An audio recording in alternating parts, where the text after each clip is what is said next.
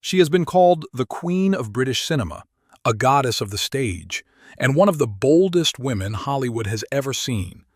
Yet behind the red carpets, the Oscars, and the dazzling performances lies a story very few dare to tell. At 80 years old, Helen Mirren stands as a living legend, but her journey is far from a fairy tale. It is a story of rebellion and resilience, of battles fought in silence, and of a tragedy that time itself has written into her life. This is not just the story of an actress. This is the heartbreaking truth of Helen Mirren. Helen Lydia Mironov was born in London in 1945, just months after World War II had ended. Her father, a Russian immigrant, had changed the family name to Mirren in hopes of fitting in, while her mother came from a working-class English family. Growing up in Southend-on-Sea, Helen was far from the glamorous world of stardom. She was quiet, thoughtful, and, as she would later admit, painfully self-conscious. But on stage, something transformed. At the age of 13, she performed in a school production of Hamlet and was instantly captivated. Theater became her escape, a world where she wasn't just the shy girl from Essex, but a force commanding the spotlight. Yet when Helen won a place with the prestigious National Youth Theatre and later joined the Royal Shakespeare Company, she quickly gained a label that would both define and haunt her early career: the outsider. Unlike many of her peers, she wasn't from privilege. She hadn't studied at Oxford or Cambridge. She was blunt, sensual, and unapologetically herself. And in a world dominated by rigid tradition, that made her both magnetic and controversial. I'd like you to explain what you mean by my equipment in Well, people watching... great detail. Well, your physical attributes. You mean my fingers? No, I meant your... Come on, spit it out. I meant your figure. Her role as Cleopatra at just 20 years old stunned audiences. She wasn't the polished, restrained actress the establishment expected. She was raw, fiery, unashamed of her sexuality. And while some critics praised her brilliance, others dismissed her as nothing more than the sex queen of Stratford. That label would shadow her for years to come. Helen Lydia Mironov entered the world on July 26, 1945, in a Britain still recovering from the devastation of World War II. Her arrival came just weeks after the Allies declared victory in Europe. London's skies were finally clear of bombers, but the scars of war were everywhere. Food rationing was still in place, buildings lay in ruins, and families were grappling with loss. For Helen's parents, Vasily Mironov and Kathleen Rogers, her birth was both a personal joy and a new responsibility in a fragile, uncertain world. Helen's family story was one of contrasts: old-world Russian aristocracy clashing with working-class English grit. Her father, Vasily Basil Mironov, had been born into Russian nobility. His own father, Pyotr Vasilyev. By the time Helen was born, Basil was determined to blend into British society.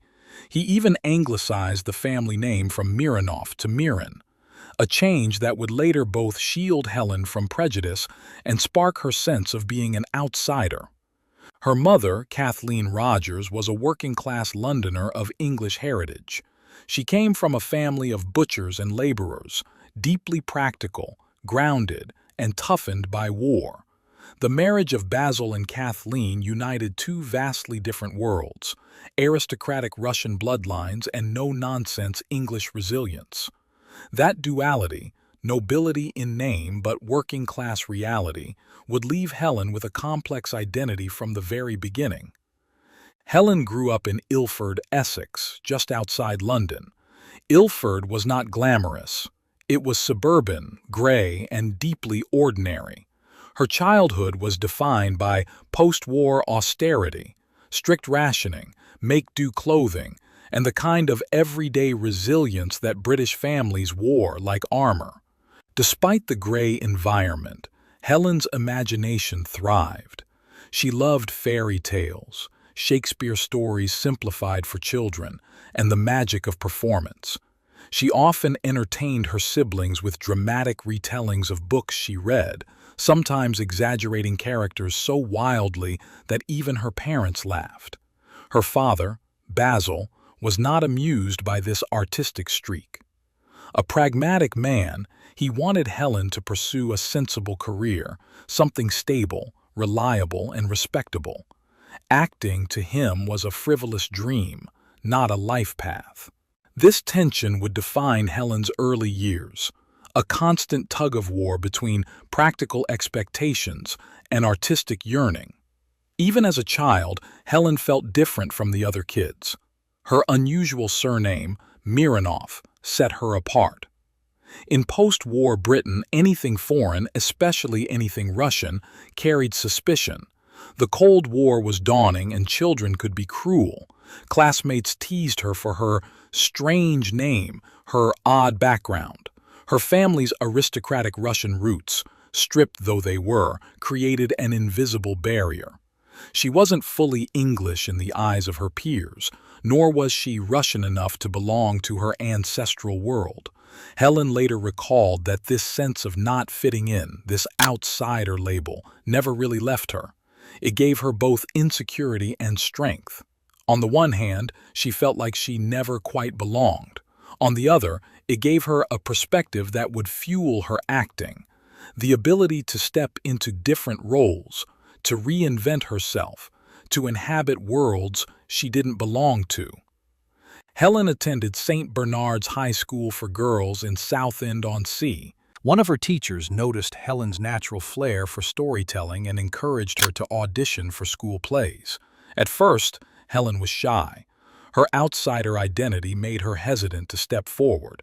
But once she took the stage, she discovered something profound, a place where difference wasn't a weakness, but a strength.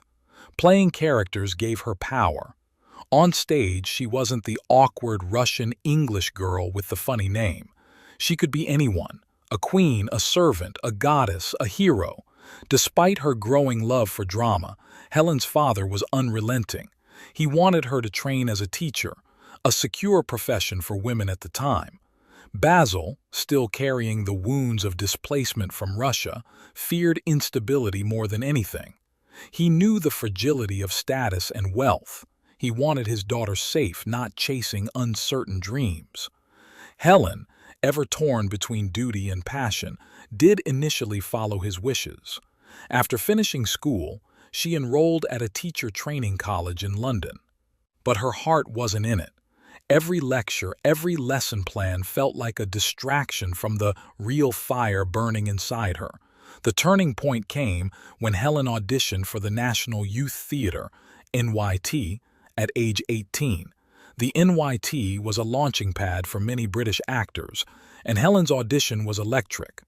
She performed Cleopatra from Shakespeare's Antony and Cleopatra, a bold choice considering her age. But Helen poured all her intensity, all her outsider longing into that performance. She was accepted. This moment changed everything. For the first time, Helen felt she had found her tribe. Among other young actors, misfits, and dreamers, she wasn't an outsider anymore. She was exactly where she belonged. But even as she stepped into the world of theater, Helen couldn't escape the outsider label. Her surname, Mirrenoff, still carried foreignness. So like her father before her, she anglicized it to Mirren. This decision wasn't just cosmetic. It was survival. In 1960s Britain, foreign names were often barriers to casting. Helen knew that if she wanted to succeed, she needed to appear more British. Yet deep down, she carried that Russian heritage with pride. It made her unique, even if the world didn't fully accept it. By the time Helen was 20, the outsider label had transformed from a burden into a weapon. She had learned how to channel feelings of alienation into her performances. Every role she played carried the intensity of someone who understood what it felt like to be on the margins. Her outsider perspective allowed her to see characters not as archetypes, but as complex humans, misunderstood, layered, contradictory. This became her artistic signature. The young girl teased for her name had become the young woman who could stand on stage and captivate audiences by embodying the very strangeness she once tried to hide. For Helen Mirren, the ascent to fame was never the problem. She had that in spades. The looks, the raw talent, the Shakespearean pedigree that made critics whisper that she might be the next great British actress. Yet what no one could prepare her for was the suffocating box that Hollywood and even Britain's theater establishment seemed determined to keep her in. The world loved to watch Helen, yes, but on their terms, as a body first and an artist second.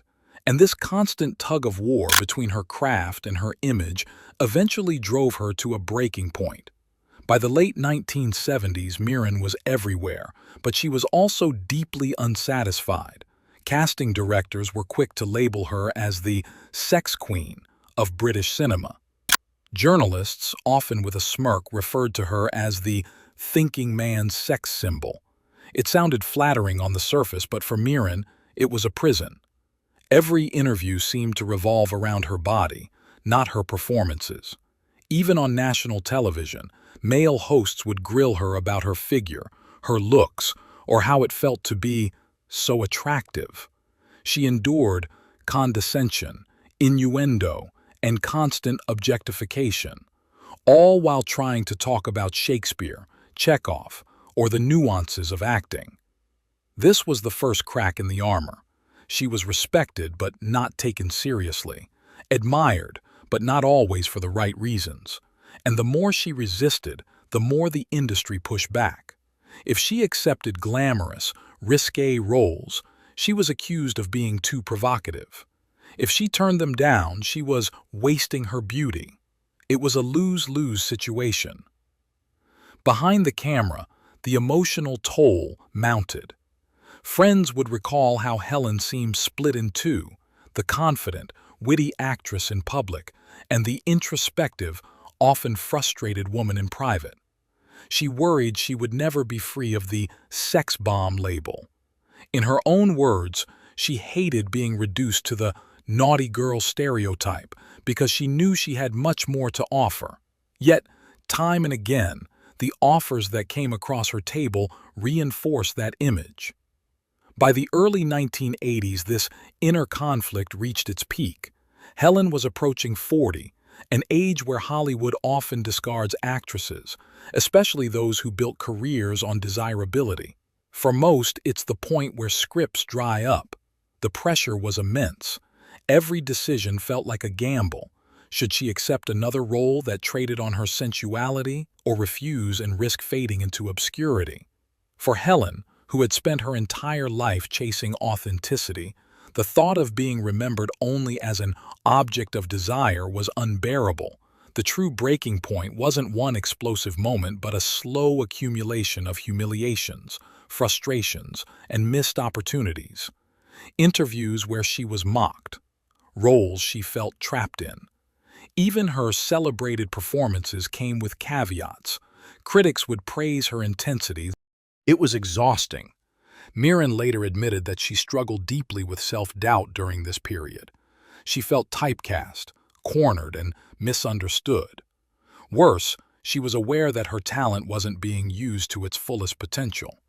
She could perform Shakespeare with the weight of Judi Dench or Vanessa Redgrave, but while those contemporaries were seen as serious actresses, Helen was still battling to shake off tabloid labels. The disparity cut deep. This was Helen Mirren's crisis point, a career that was thriving on paper but hollow in her heart. And it was here, in the crucible of frustration and disillusionment, that the seeds of reinvention were planted. The shift began quietly. Instead of succumbing to the pressure, Mirren made a radical choice. She would stop caring about the labels and take control of her own narrative. Reinvention, for her, meant leaning into what made her unique rather than apologizing for it. She realized that sexuality and intellect did not have to be enemies. Why should she let critics define sensuality as the opposite of seriousness? Why should she conform to an industry that told her she could only be one or the other? This defiance was the start of her reinvention. She began to accept roles not for how they might be received by the press, but for how they challenged her as an actress. She embraced complex, morally ambiguous characters. Women who were sexual, yes, but also intelligent, layered, and flawed. Characters with agency, power, and contradictions. In doing so, Mirren reclaimed control over her image. The turning point came with her work in television, particularly in Britain. In the 1990s, she took on the role of Detective Chief Inspector Jane Tennyson in Prime Suspect. This was the breakthrough that shattered the glass ceiling. Tennyson wasn't glamorous or designed for the male gaze. She was gritty, tough, and burdened by the sexism of her profession. Yet she was also vulnerable, flawed, and human. For the first time, audiences and critics alike began to see Helen not just as a beautiful actress, but as one of the greatest performers of her generation. What made Prime Suspect revolutionary wasn't just the writing. It was Helen's unflinching portrayal of a woman navigating a male-dominated world. The role mirrored her own battles with Hollywood's patriarchal machine, and perhaps that's why she played Tennyson with such raw authenticity. The character became a cultural icon, and Helen earned international acclaim, multiple BAFTAs, and, most importantly, a new level of respect. But reinvention wasn't only professional, it was personal. Helen began to embrace her individuality off-screen as well. She refused to conform to Hollywood's expectations of women her age. While many actresses were pressured into cosmetic enhancements or playing only maternal figures, Mirren leaned into her age with pride. She embraced her natural look, spoke candidly about aging, and, even later, famously posed for magazines well into her 70s, proving that beauty and sensuality don't have an expiration date. This defiance turned into inspiration for countless women around the world. She became a symbol of liberation, proof that women could define themselves on their own terms, not the industry's. By reclaiming her sexuality as part of her identity, rather than something to be ashamed of, Helen dismantled decades of typecasting. Her reinvention also carried her to the global stage. Roles in Gosford Park, 2001, The Queen, 2006, and countless others solidified her reputation as one of the finest actresses alive. When she finally won the Academy Award for portraying Queen Elizabeth II, it wasn't just a personal victory, it was the ultimate act of vindication. The sex symbol had become a monarch, not only on screen but in the hierarchy of world cinema. Looking back, Helen often describes this arc, from frustration to freedom, as her greatest triumph. The breaking point had threatened to crush her, but instead, it forced her to redefine herself. In a way, her struggle mirrored the journey of women everywhere, fighting to be seen beyond appearances, to be valued for substance over surface. And perhaps this is why Helen Mirren resonates so deeply. She didn't just reinvent her career, she reinvented the definition of what it means to be a woman in Hollywood, no longer either the beauty or the brain, but both. No longer confined to youth but radiant in every stage of life. Her story, then, is not just one of survival but of revolution, because Helen Mirren did not let her breaking point define her. She turned it into the foundation of her reinvention, and in doing so, she gave permission for generations of women to follow. When the 1980s dawned, Helen Mirren stood at a professional crossroads. She had conquered Shakespeare, stunned critics in daring stage productions, and carved out a reputation as a fiercely independent actress who refused to be typecast. But in cinema, her name was still tethered to the label of art house performer. The mainstream film industry wasn't sure what to do with her. Was she a Shakespearean goddess too refined for mass audiences, or a sensual firebrand best confined to provocative European dramas? That tension would define her career in the early 1980s, and ultimately, it would become the crucible in which Helen Mirren transformed herself into an international star. In 1981, director John Boorman cast Helen in Excalibur, an operatic retelling of the Arthurian legend.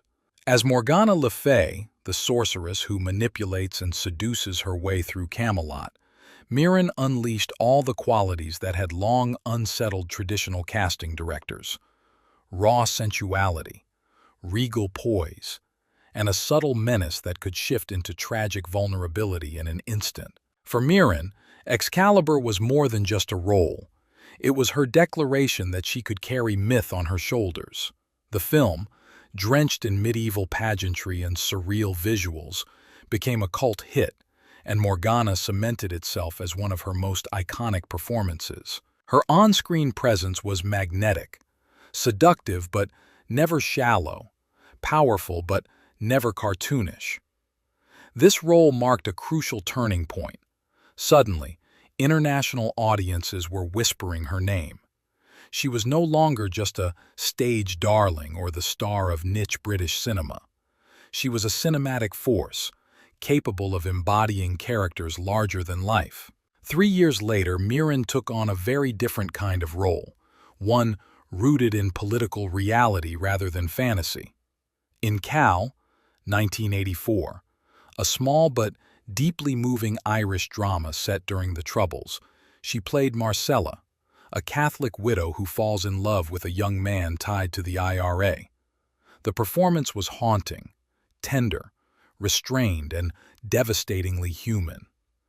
The film itself may not have been a global blockbuster, but it cemented Mirren's reputation as one of the most fearless actresses of her generation.